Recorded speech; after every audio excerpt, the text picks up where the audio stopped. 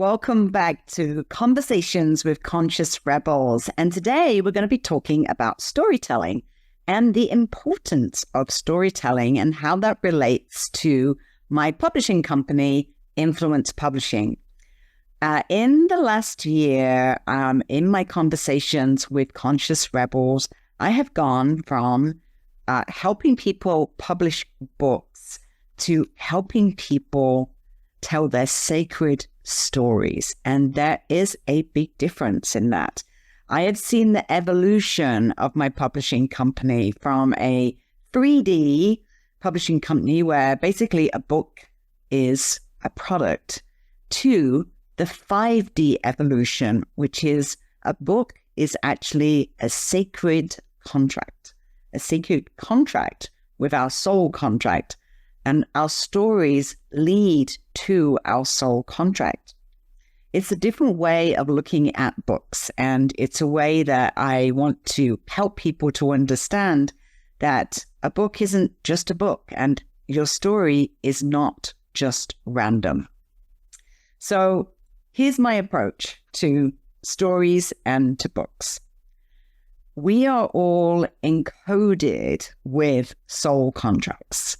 And our story is our medicine. It is the medicine that helps us to understand what our soul contract is, what our purpose is, our experience in life, the things that we experience, the things that we go through, the traumas that we go through, the lessons that we learn. This is all part of our soul contract. And unless you actually spend the time to really delve into your story and understand the meaning of your story, then we could just carry on with life thinking that our story is just a never-ending story with no significance. But if you actually take the time to explore your story and to follow the breadcrumbs, then you'll understand that your story has much significance, and it is definitely not random. For example, when I think about my own personal story and I think about traveling around the world, and I think, how does that relate to what I'm doing right now, what my soul purpose is to help other people look at their story as medicine? So if I look at my own personal story as medicine, then what I would look at is, why did I travel around the world for 7 years? What was the significance of that? And what did I learn from that? And how did that end up being my medicine for what I do today? Well, traveling around the world, as I said in my previous episode, really helped me to look at life from a very different perspective. Learning from different cultures and learning different ways of life, and actually really helping me to understand what my values are. So therefore, this is the case for everybody. You might look at your story and think, well, I've been a parent for 30 years. What is my soul contract when all I've been doing for 30 years is being a parent? Well, that story in itself and what that means is you being a parent might just be, again, another clue to your soul contract. I've learned from so many of the authors that I've published over the last 17 years that your story really does lead to ultimately your soul purpose. And, you might not be that far along your journey now, so you may still be in the story. And that's where your book really comes into play, because it helps you to get clarity and to really understand, well, where to next? What events have happened to me so far that have pointed to my soul contract? So again, if we really look at our stories, and maybe you've had a particular trauma, I look at all of my stories that I've had, and I understand that they almost make me an expert on so many topics because I've had so many different experiences. But all of those experiences led me to the point where I can help other people with their stories. I can relate to them because of all the experiences that I've personally had with chronic pain, for example. So I've worked with a lot of people that have also had chronic pain, and what did that chronic pain teach them? Or what was their health challenge, and what did they do to look at their health condition in a different way, and now they can help other people to do the same thing. I've worked with several people that have had paralysis, and I can obviously relate to them because I've also been in that situation myself. And so how have they looked at their condition of paralysis in terms of how can their experience now help other people, and how can their experience really point towards what their purpose might be by helping other people in similar situations. I've worked with many holistic healers, and again, their own personal stories helped them to discover holistic healing. And therefore, once they went through that journey, they then became a holistic healer themselves and realized that ultimately that body experience that they had was so that they could really completely dive into that topic in a very detailed way. I'm trying to think of the word that I really wanted to find to explain when you are living the story yourself. When you're living the story yourself, you can help other people because you're living that story. And so you can say, okay, you're so far along this journey and I'm a bit further along this journey, so I can help you in this way. But until we take the time to actually explore our stories, we just think that those stories are just things that happen to us and they're not that extraordinary. But if you start to look at those clues and really understand that everything that happened to us on our journey, they're all clues, and they're all really a portal for our soul contract.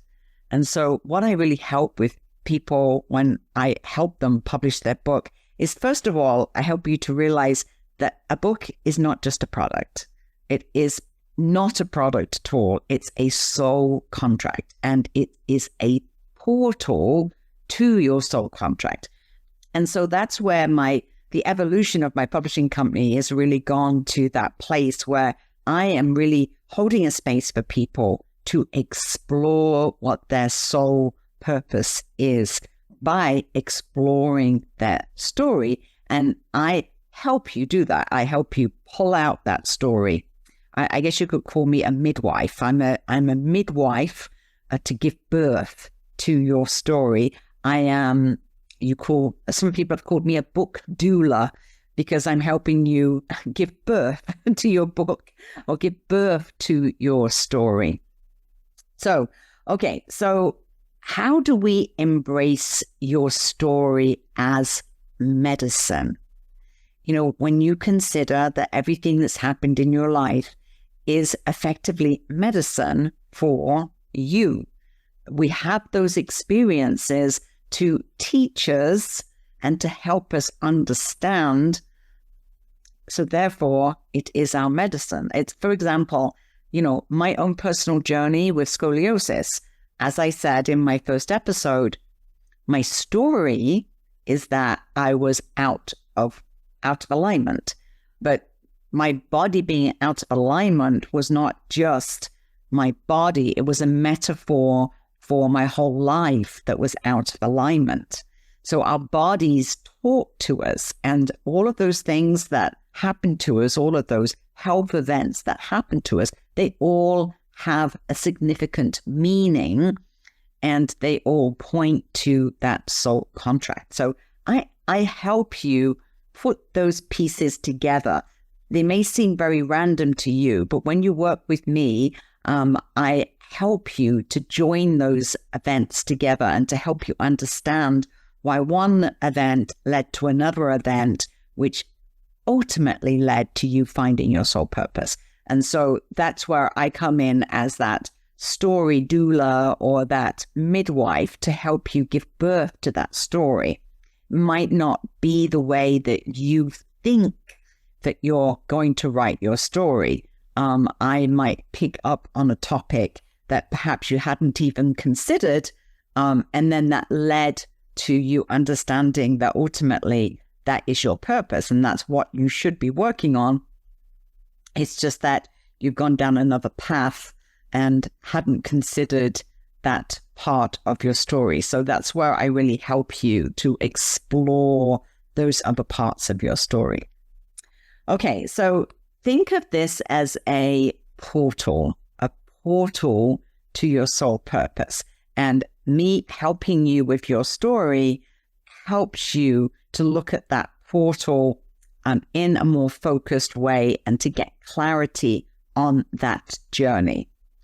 I never considered myself, somebody that would be a writer and certainly not somebody that would be a book publisher. And I never even considered when I left England 25 years ago that I would end up being a book publisher and helping people tell their stories. But if you look at everything that happened in my life, I went traveling around the world. That 7-year journey around the world really was about learning about values, learning about other cultures, but it was also my invitation to write that story. And that was my invitation to start writing. My grandma, she gave me back the letters that I had written to her, and she said, now go write that book. So that to me was my invitation to explore writing and to explore book publishing. And ultimately, that is what led to my purpose of helping other people to do that. So I never set out to have this as my vocation, to have this as my sole purpose. But if I hadn't have gone traveling around the world for 7 years, I wouldn't have written those letters and I wouldn't have had her inspire me to actually write a book. So that's my story. That was my portal to do what I now do, which is inspire other people to share their stories in a book. So that gives you just a small example of how we don't think, you can't immediately connect those two things, that traveling around the world would ultimately lead to me being a book publisher or inspiring other people with their stories. So I help you make that kind of connection when I help you in those sacred story sessions that we have together. So it's a real deep dive into your story. As I say, I don't think of a book as a product. I think of it as a portal to your soul contract. And the sessions that we have together do exactly that. I help you make those connections that aren't necessarily that clear to you because you're in the story, so you don't see those connections that I will see when I ask you sometimes difficult questions. Sometimes I will ask you difficult questions that you have to answer in a very vulnerable way. And when you're answering things in a very vulnerable way, I'm giving you a safe container to be able to do that. I'm basically holding up a mirror. I'm holding up a mirror for you so that you can look at yourself and reflect on your story. And then those difficult questions I'm going to ask you are going to encourage you to delve into that story a little bit deeper than you maybe thought that you would do. I've had so many people that have come to me and they say, "Oh, I'm going to write a book," or "I'm halfway through writing my book. I'm halfway through writing my manuscript," and I say, "Okay, why are you writing your book?" And they may say, Oh, because I want to become rich and famous, or because I want people to know what I do, or because I want it to be a business card. Or maybe it's just because they want to leave a legacy or they want to share their story. So I start by asking those questions. Why? Really, why do you want to share your story? Is it because you want to help other people? Or is it because your ego wants to just showcase you and your story? Can you see that they're two very different things?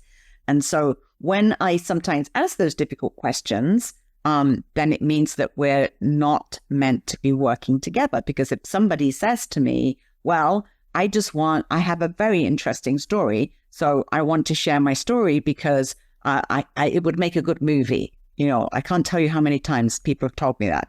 I want to share my story because it would make a good movie. My story needs to be made into a movie. Okay, but why? Why does your story have to be made into a movie? And what is it exactly about your story that would make a good movie? And who is going to watch that movie and how is it going to help them?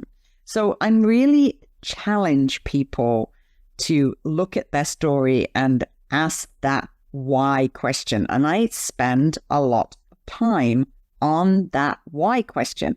And one of the reasons I do that is because writing a book is not easy.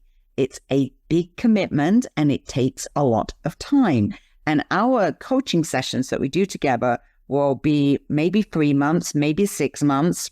I have some clients that I've worked with for more than 12 months. I have some clients that I've worked with for 2 years because they are living the story and I'm helping them find the clarity to live that story. There is no timeline when it comes to a soul contract. You cannot say, I want to publish my book in 3 months, because once we start working on the portal, maybe you will discover that there's so much more, there's so much more time to go before your story is finished. Is your story ever really finished? Probably not. And I think that's one of the other mistakes that people make, is they think of their book as a closed book, you know. Oh, I can't write my book because the story's not finished yet. I don't think the story's ever going to be finished. The story probably won't be finished until the day you die. And so you really have to think about your book as a slice of life. A slice of life that helps other people through their challenges and points to your own soul contract. And so that's the way that you need to look at your book. And that's the way I reframe it for people when I work on the story sessions with people. Okay. So think of it as you're embodying the frequency of the future you. That's what the purpose of your book is to embody the frequency of the future you. And what is it that you are going to be doing in the future as your soul contract? Let me give you a few examples so you can understand how I've really changed their life because they have embodied their story. For example, I worked with a lady who, she inspired me so much in my own personal journey because her story was about her husband who actually committed suicide in a pretty spectacular way. He actually shot his brains out in his son's bedroom. It was a defiant act of emotional abuse. And I didn't even know that there was such a thing as emotional abuse. You know, we all hear about abuse in relationships. We hear often about verbal abuse as well as physical abuse. But I had never come across that terminology of emotional abuse before. And as she was telling me her story, I realized that I too was in an emotional abusive relationship. And, as she was sharing her story, I said to her, like, I don't think many people know about this. And I have personally spoken to many people that are in relationships like I was in.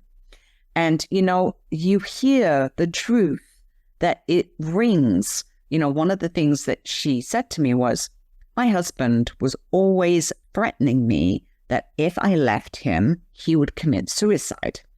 And I remember when she said that, it hit me really hard because I thought, I've heard that quite a few times from not just my own personal relationships, but I've heard other people say that. And I've also heard it within my family. So that taught me to look at that situation in a different way and to say, wow, more people need to understand about emotional abuse.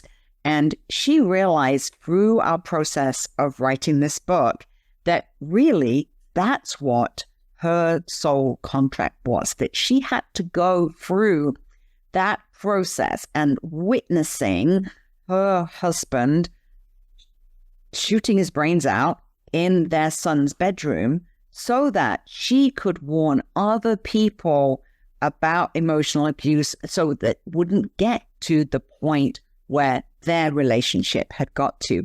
And think about the damage on their son.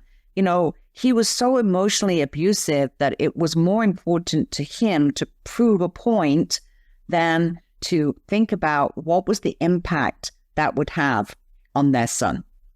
And so that story of emotional abuse led to her doing speaking engagements, going on to podcasts, going and creating membership sites so that she held a container for other women that were in emotional abusive relationships. And she became an expert on that topic. And that was her soul contract. Her soul contract was to be that mentor to other women. And as it turned out, she became the mentor to me as well, because it was really the catalyst for me to leave my husband, because I realized that I was in an emotionally abusive relationship. And, once I did that and once I left that relationship, I blossomed into my own person and didn't quite realize how much that was keeping me small. I have so many stories like that. I've published over 300 authors in the last 17 years, and all of those stories have really inspired me. I've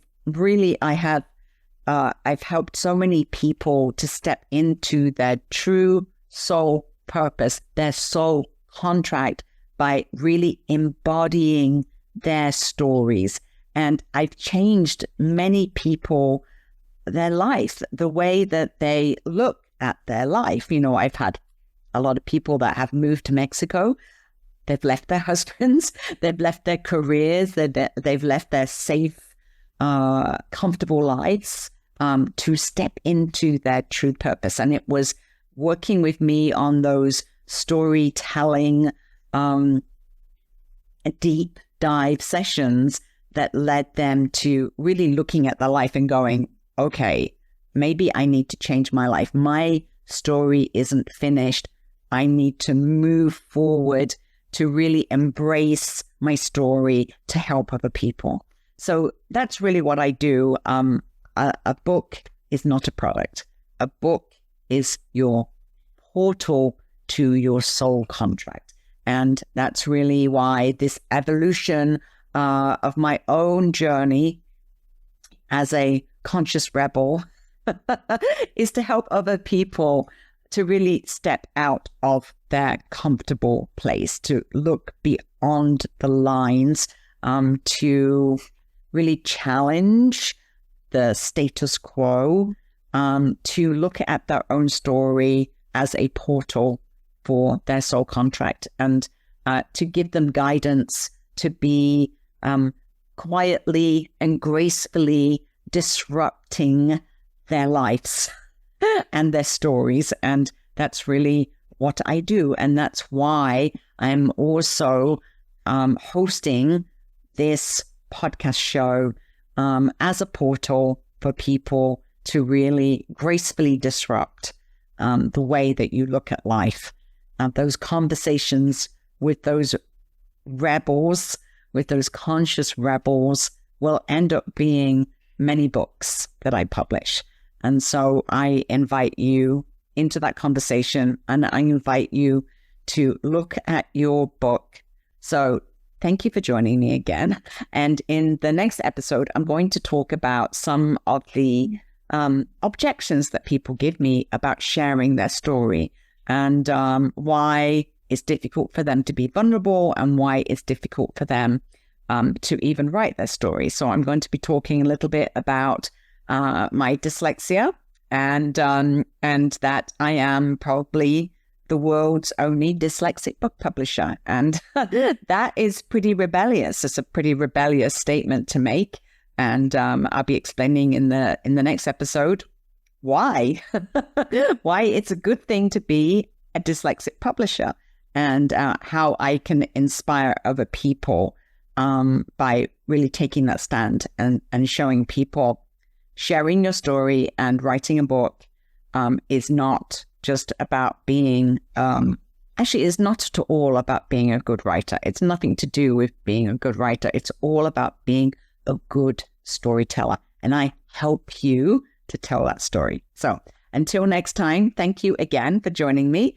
And I'm looking forward to seeing you in the next episode. Thank you. Thank you for walking through today's portal. I invite you to subscribe, share, and join me inside the House of Story Medicine for deeper journeys, book mentorship, and soul story retreats in Mexico. Because your voice matters.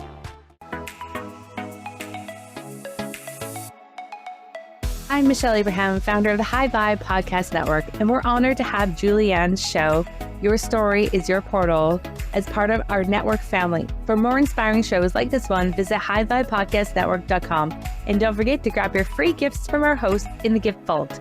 Stay high vibe and keep sharing your life.